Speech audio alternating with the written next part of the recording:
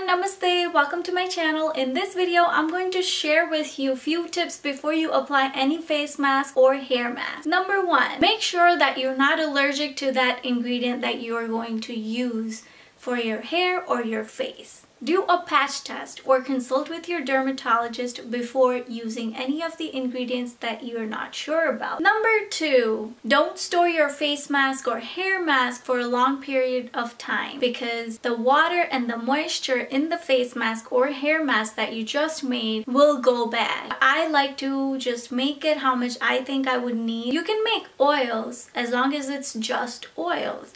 Just make how much you think you'll need. These face masks and hair masks that you make at home do not have any kind of preservatives or harsh chemicals to keep it long lasting. Number three, consistency. Consistency is the key, so be patient. Number four, do not overdo it. Everything in excess is not good. Just limit yourself and don't overdo it. Tip number five, make sure you're washing your food. If you're using any kind of jar to store it, for example oil, then make sure that jar is clean. Treat it like you're eating some food.